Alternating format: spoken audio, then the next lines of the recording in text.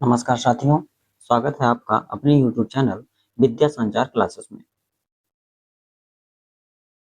भारत में पहली बार भारत में पहली बार सरकार समर्थित एआई को पायलट एआई को पायलट उत्तर प्रदेश में शुरू किया गया। कहाँ शुरू किया गया? उत्तर प्रदेश में शुरू किया गया, जहां मुख्यमंत्री योगी आदित्यनाथ ने आईआईटी कानपुर में आयोजित डीप टेक इंडिया 2025 सम्मेलन में भारत का पहला एआई को पायलट लॉन्च किया। एग्जाम में सीधा पूछ सकता है कि भारत का पहला एआई को पायलट किस राज्य ने लॉन्च किया? तो आप बताएंगे उत्तर प्रदेश राज्य ने लॉन्च किया। उत्तर प्रदेश में कहाँ लॉन्च किया गया? आईआईटी कानपुर में आयोजित डीप टेक इंडिया सम्मेलन 2025 में लॉन्च किया गया। 3-4 क्वेश्चन इसमें बन सकते हैं। सीधा पूछ सकता है डीप टेक इंडिया 2025 सम्मेलन कहाँ हुआ? तो बताएंगे कानपुर। और पहला एआई को पायलट लॉन्च कहाँ हुआ? उत्तर प्रदेश के कानपुर में, आईआईटी कानपुर में। किसने लॉन्च किया? मुख्यमंत्री योगी आदित्यनाथ जी ने। आगे देखते हैं, एआई को पायलट अब सिर्फ मशीन नहीं, दफ्तरों का नया ईमानदार सहायक बनकर उभर रहा है। यह ऐसा डिजिटल साथी है जो नियम समझाए, फॉर्म भरने में मदद करे, फाइल आगे बढ़ाए और फैसलों में डेटा आधारित सलाह दे। ना लाइन में लगना, ना चक्कर काटना। एआई को पायलट काम को तेज, सरल, पारदर्शी बनाने की दिशा में सरकारों का नया हथियार साबित हो सकता है। यह है एआई को पायलट। कहाँ लॉन्च हुआ? उत्तर प्रदेश ने पहली बार भारत में लॉन्च किया। तकनीक के साथ हमारा रिश्ता जितनी तेजी से बदल रहा है, उसका नया प्रतीक है एआई को पायलट। एक ऐसा स्मार्ट सहायक जो इंसान की तरह बातचीत कर सकता है, तकनीक के इंसान के साथ बातचीत कर सकता है। यह केवल जवाब देने वाला चैटबॉट नहीं, बल्कि ऐसा डिजिटल साथी है जो रास्ता दिखाता है, काम ऑटोमेट करता है और डेटा के आधार पर बेहतर फैसले लेने में मदद करता है।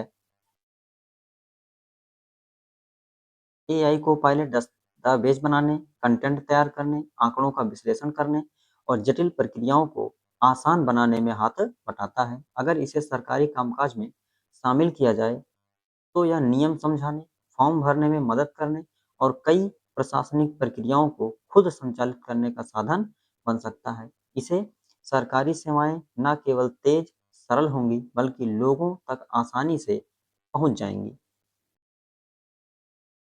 तेजी से बदलती तकनीक का नया प्रतीक है इंसानी अंदाज में बात करने वाला एआई को पायलट।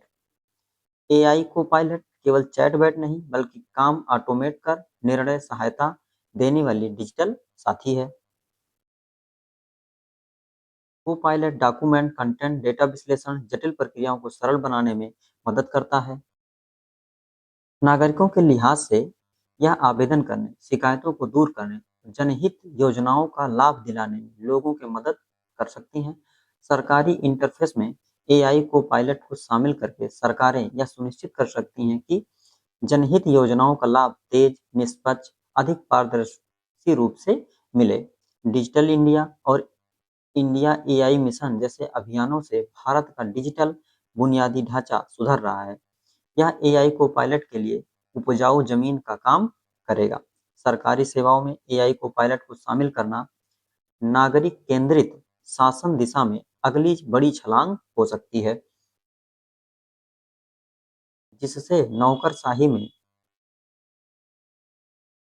तकरार होगा और लोक प्रशासन की दक्षता, सहभागिता और विश्वास में सुधार होगा।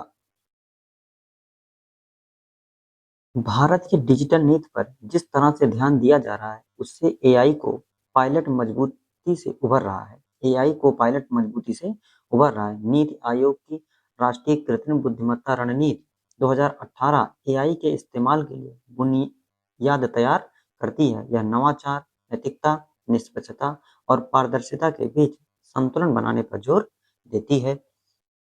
चिंता क्या है इसकी? सबसे बड़ी चिंता डेटा की निजता और उसकी सुरक्षा है। अगर हर चीज़ें एआई के माध्यम से ही की जाएँगी, तो निजता का उल्लंघन हो हो सकता है, क्योंकि हो सकता है एआई कुछ ज़्यादा एडवांस या अपडेट काम करने लगे, तो इंसानों की निजता का हनन भी हो सकता है।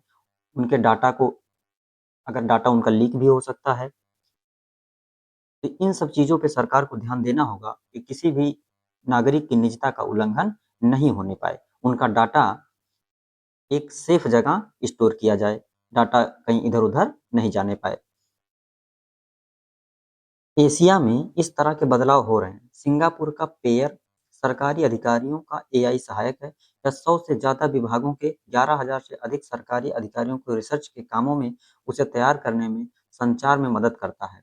इससे प्रशासन के कामकाज में सुधार होता है। संयुक्त अरब अमीरात ने भी टाम नामक प्लेटफॉर्म लॉन्च किया है, जो अबू धाबी को 950 से अधिक सरकारी सेवाओं के लिए एक एआई संचालित ऐप उपलब्ध कराता है, जिससे लोगों को काम कामकाज कामकाज में सहूलियत मिलती है। चीन ने भी शेन जियाओ और गुआंगझोउ एआई असिस्टेंट जैसे को-पायलट को कारोबार और नागरिक सेवाओं में मदद कर रहे हैं।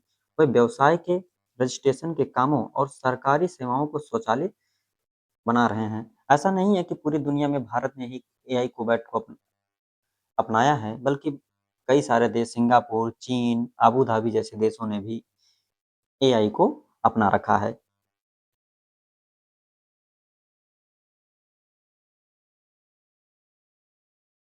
एआई को पायलट सरकारी सेवाओं की पहुंच बढ़ाने में पूरी तरह सक्षम रखते हैं, फिर भी भारत में इनको बड़े पैमाने पर अपनाने से पहले कुछ चुनौतियों का समाधान निकालना बेहतर होगा।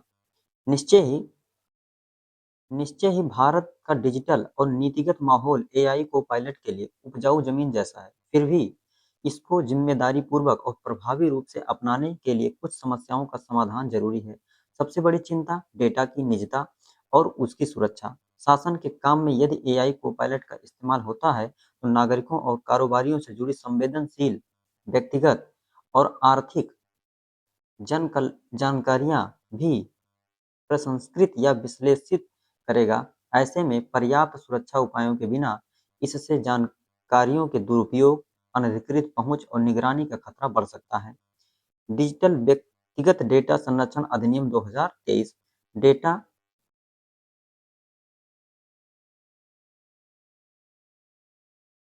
डेटा के इस्तेमाल करने वाले लोगों या तंत्रों पर व्यक्तिगत डेटा की सुरक्षा का दायित्व डालता है और यह मजबूत कानूनी ढांचा बनाता है। फिर भी निजता को संरक्षित करने वाले सैंडबॉक्स की पहचान संबंधी विवरण से अलग प्रशिक्षण डेटा सेट की ओर एआई संचालित इंटरफेस के लिए एक स्पष्ट सहमति तंत्र की जरूरत है। एआई को पायलट के संचालन के लिए 5 क्षेत्रों की पहचान की गई है। इसमें है सेवा क्षेत्र, कृषि, शिक्षा, स्मार्ट शहर और मोबिलिटी, यानी लोगों का बेरोक-टोक एक दूसरी जगह आना-जाना। एआई को पायलट को लेकर भारत में चल रहे प्रयास इन्हीं जरूरतों और क्षेत्रों के अनुसार होते दिख रहे हैं, जो विकास के कामों, सरकारी सेवाओं के बंटवारे और सामाजिक आर्थिक स्थितियों को बेहतर बनाने में उन्नत तकनीक के इस्तेमाल के लिए प्रति प्रतिबद्धता दिखाता है। दुनिया भर में सरकारें आम लोगों से अपने संबंध मजबूत बनाने, नियमों के पालन को व्यवस्थित करने, सरकारी सेवाओं के बंटवारे में सुधार लाने के लिए एआई को पायलट तेजी से अपना रही हैं। ब्यूरोक्रेट की शुरुआत करके यूरोपीय देश एस्टोनिया इस मामले में अगुवा बन गया। ब्यूरोक्रेट 18 संगठनों में फैले एआई सहायकों का एक अंदरूनी नेटवर्क है, जो नागरिकों को संवाद करने वाले एक ही इंटरफेस से कई सरकारी सेवाओं तक पहुंचाने की मदद सुविधा देता है। इसमें अब संदर्भ जैसे पिछली बातचीत व व्यवहार के अनुसार जवाब देने के लिए लार्ज लैंग्वेज मॉडल एलएलएम और रिट्रीवल ऑगमेंटेड जनरेटेड आरएजी को जोड़ने की दिशा में काम हो रहा है, जिस जिससे न केवल सरकारी क्षेत्रों में बल्कि सीमा पार बेरोक-टोक संवाद हो सकेगा। आशा करता हूँ कि आप लोगों को ये करंट अफेयर की वीडियो पसंद आई होगी। चैनल पर नए हैं तो चैनल को लाइक कर दीजिए, सब्सक्राइब कर दीजिए और शेयर कर दीजिए। धन्यवाद।